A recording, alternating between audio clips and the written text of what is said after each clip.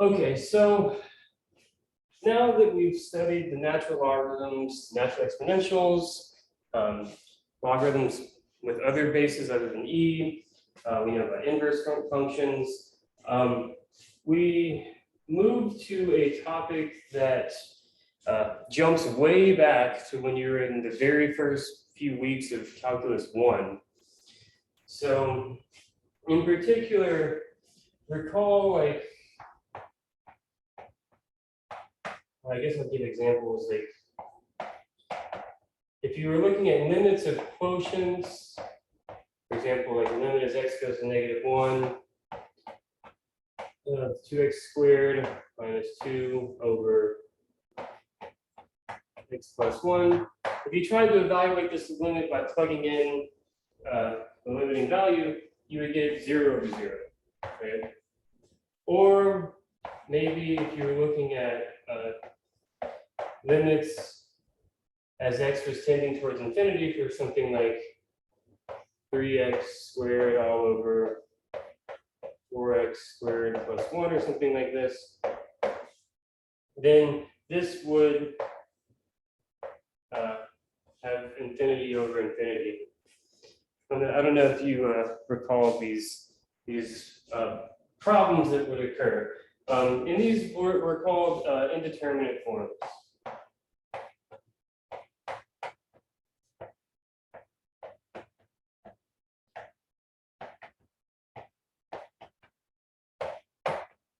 So in general, indeterminate forms are things like 0 over 0, negative infinity over negative infinity, 0 times infinity, infinity plus infinity. They were forms that you could not necessarily evaluate immediately numerically, right? Infinity minus infinity. And these are just some examples. Now, in Calculus 1, you could get away with it sometimes. For example, I think I'll pick this one. So let's see if we can fix this one. And you can get away with it algebraically. Right? So for example, I see I can factor out of 2. And then I have x squared minus 1, which is a difference of squares, right? So if you divided out that difference of squares, you get that this would be 2 times x minus 1 over 1. Like if you divided it all out, and what would this be, -4 or something? Recall that x squared minus 1 is equal to x plus 1 times x minus 1. And I just divided it out. I was left with that. Now I just plug in a -1, -1 minus 1, -2 times 2. So maybe like sometimes algebra could help evaluate the limits.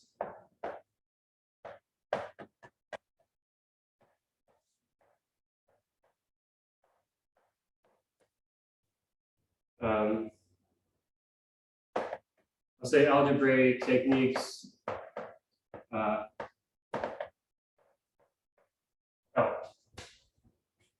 or something like that. Okay, just like that. We're able to factor, divide out.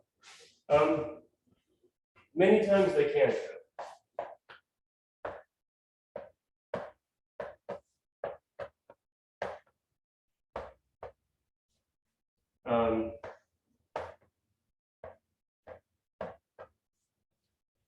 Many times algebra alone cannot help evaluate the limit. I'll just say cannot help.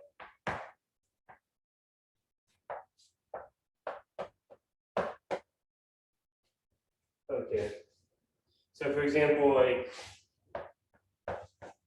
the limit as so of e to the power 2x over x minus 1 over x like this becomes infinity minus infinity. Oh yeah, x is going to 0. And algebra can't help us here.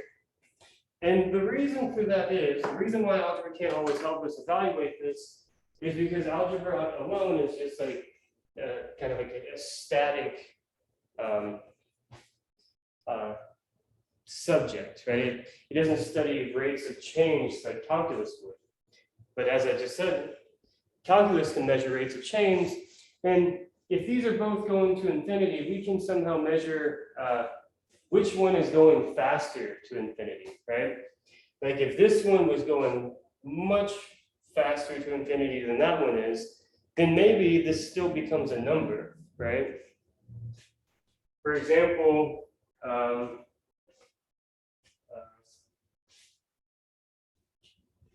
like this right here, right? This looks like it's going to a number. These are going to infinity at roughly the same rate, right? Like when x is really, really big, what's happening here? Does that 1 even matter? No, it's basically 3x squared over 4x squared. But then that number is converging to 3/4. So if the rates of change, if the rate of growth of these things as they approach limiting value, if they kind of match up, then we can say something about those infinities. Or if one is growing way faster than another one, then maybe it does diverge, okay? It doesn't converge. And that intuition is what leads us to what's known as Lehobital's rule or theorem. It has a long statement.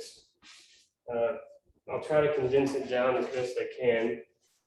So this is Theorem 5.17, Hopitals rule.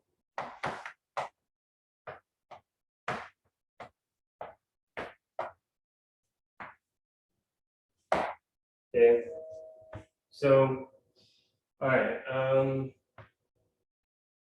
I really don't even want to write out the whole thing because it's a very simple idea. Yeah, I'll write it. Okay. So if f and g are differentiable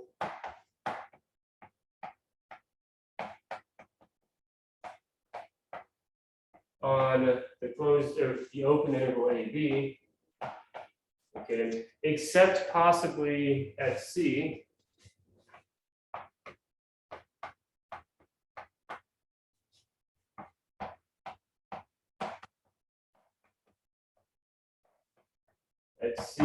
in that interval. So C is in there, and they're differentiable at all points except for possibly C. And if g of x is not equal to 0 for all x in that interval, again, except possibly C,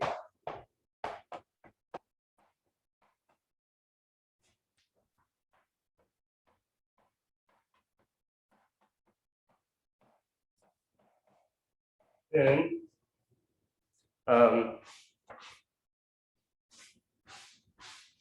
if, well, no, I'm not going to write that part of it there. I'll just write this. Then the limit as x approaches C of f of x divided by g of x is equal to the limit as x approaches C of f prime of x over g of x. Okay, lot of words in this theorem, but the main parts are this. You're considering the limit of a quotient, okay, and the denominator of that quotient is never 0 except possibly at the number C, the limiting number. And both functions are differentiable except possibly C, right? Then this limit the limit of this ratio is equal to the limit of this ratio, the limit of the derivatives.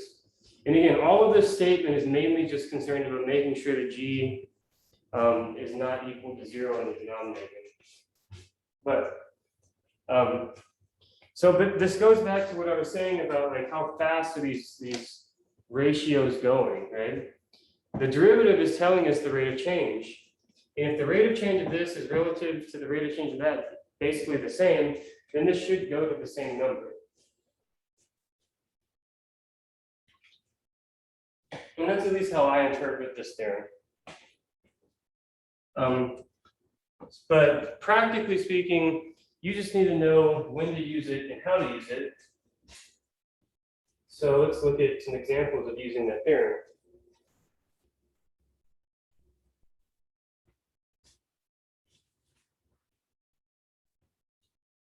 So maybe consider the limit as x goes to 0 of e to the 2x minus 1 all over x. Okay. Now we only need to really apply this rule if it is in one of these indeterminate forms. So we check to see if it is. And that'll be 1 minus 1 is 0, that'll be 0. So that is 0 over 0. That is an indeterminate form. That's how I kind of used to write it when I was a student. Just as, so now we can use Lehobital's rule.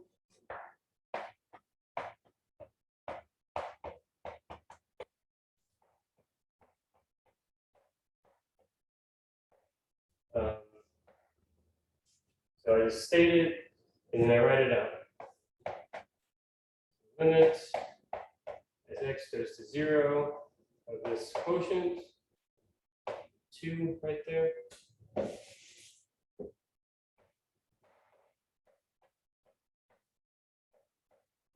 This is equal to the limit of the quotient of derivatives. So the derivative of the numerator is just 2e to the 2x, and the derivative of the denominator is just 1.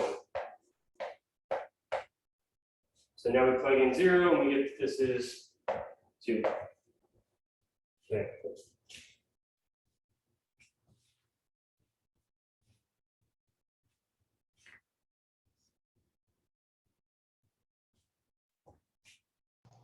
Dr. Dagla, I have a question for you. Yeah. So like, say with L'Hopital's rule, sometimes like I remember from Calculus 1 that with some problems we can find the like say the second derivative or even third derivative if we have to be able to get to the limit.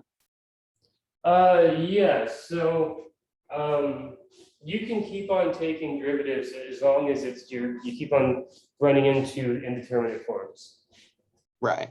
Okay. Thank you. You can go until you find the solution, basically. Okay, great. Thank you. So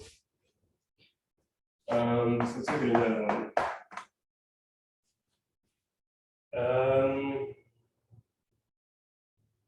These are all pretty simple. Let's say maybe this one.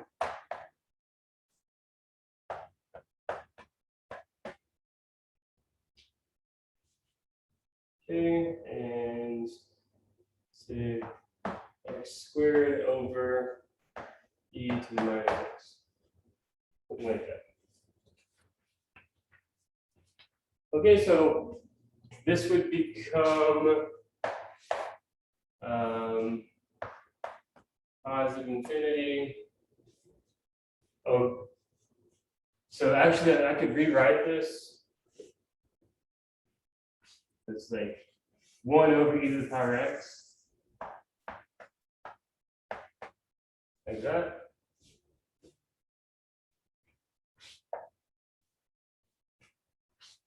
And this is one of those indeterminate forms. We can't determine anything from it, so we can use the Hopitals rule to evaluate it. Right, so this goes to positive infinity, and oh, wait a minute, this is going to negative infinity. Right? So what does that mean that this is doing? So this is like, what was the original problem? Was it, I just forgot, is it negative x or is this? It was a negative x. Oh, so yeah. So that means, again, regardless, that is going to be an indeterminate form, right? So where does that go, by the way? E to the negative x. As x goes to negative infinity, where does that go?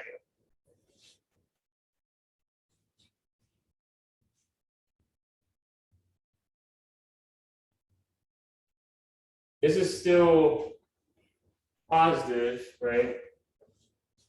It's just now the exponent is going to be negative times a negative,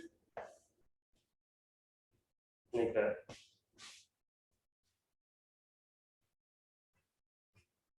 The negatives and negatives canceled, and that's why I went to infinity and not zero. I was just hoping someone might catch that. In any case, indeterminate form. So then, by Hopitals,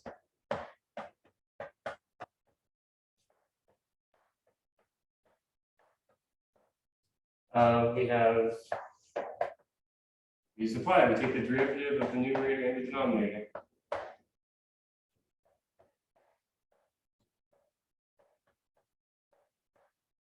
This is the same thing as the limit.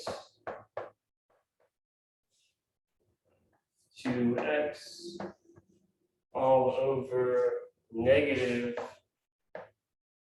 e to the minus x. And if we plug in, we'll get negative infinity over negative infinity. So that means we just apply it again.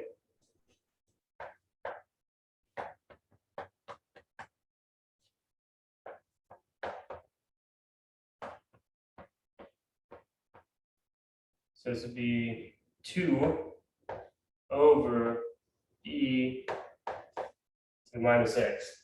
Because the negative times negative goes away. And now this is getting larger and larger and larger and larger and larger, right? So I go to 0. Right?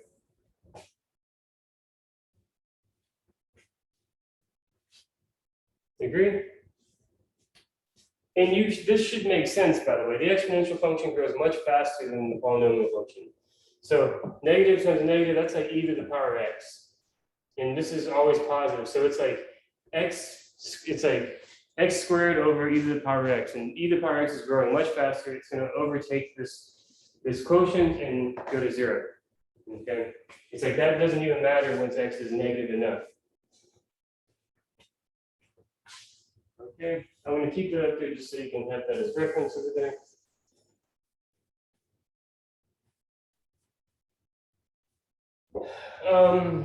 And then the last thing that we'll look at is to show that E has is the limit of a interesting looking little sequence.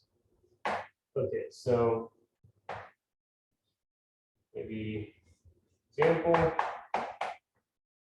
E is equal to the limit as x goes to infinity of 1 plus 1 over x all raised to the power of x.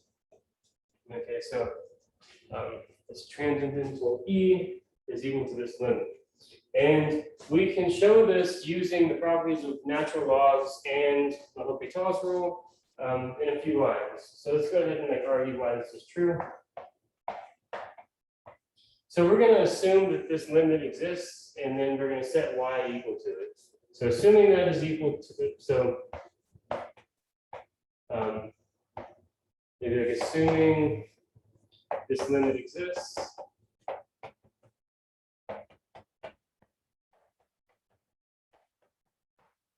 We say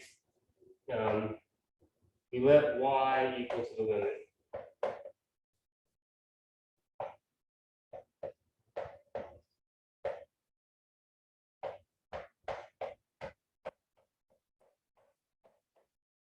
Okay.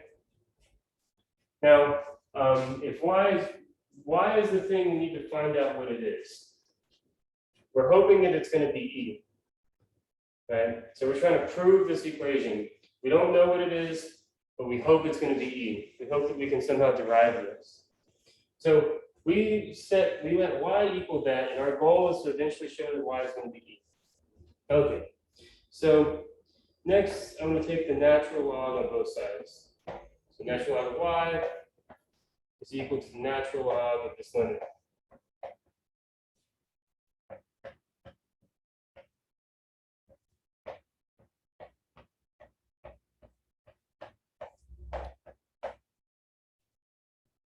Here.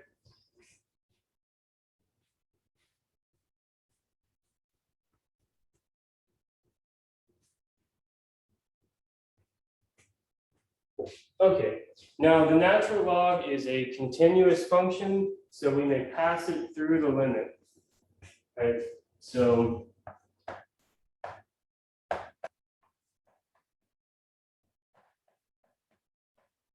now we have natural log of 1 is 1 over x over x.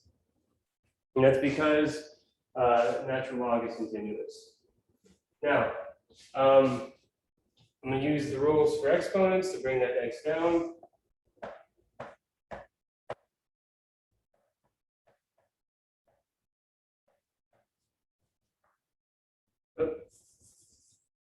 The natural log of 1 plus 1 over x. And now here, this is going to be infinity times 0, because as x goes to infinity, this becomes 0. Natural log of 1 is 0. Infinity times 0. So this would equal infinity times 0, which is one of these indeterminate forms. And again, I just write that to mean indeterminate. Okay, so now how can I do this to make it right? I can write this as follows. So it's like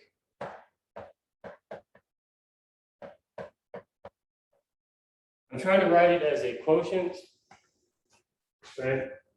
So this is like the same thing as saying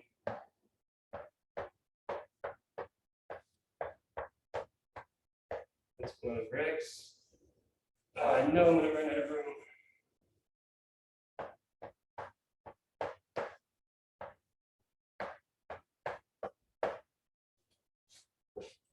Dividing by 1 over x is the same thing as multiplying by x. You just have to remember that. Okay? This isn't ln over x, this is ln over 1 over x, which is equivalent to multiplying by x. So now this is the same as that. I have it in this quotient form. So then I can take the derivative on both sides. Not both sides, take the derivative of the numerator and the denominator by Lehobital's rule. So I'll just write that Hopitals. And the derivative of this is 1 over the inside. So 1 over 1 plus 1 over x. So 1 over all of that times the derivative of the inside. Okay. And the derivative of the inside is just 1 over x. I can just write that d dx of 1 over x, because that's the derivative of the inside. And then derivative of the denominator is the same thing. I'm not writing it out just so you can see that you don't even have to think about it, because that divided by that goes away, and I'm left with just that.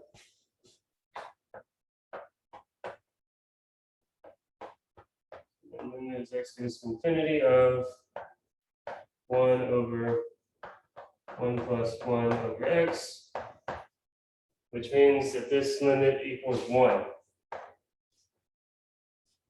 So what have we just shown? We have shown that natural log of y is equal to 1. because natural log of y is equal to this right-hand side, and natural log of y equals 1 means that y must be equal to e. E is the only number that if you plug into ln, you get 1. So that means that y must be equal to e, and we've shown that equation to hold. Okay. So that will be it for the Hopitals rule. It's a fairly simple rule. You just take the derivative numerator over the denominator, and you keep on doing that until you're able to evaluate the limit. Okay, so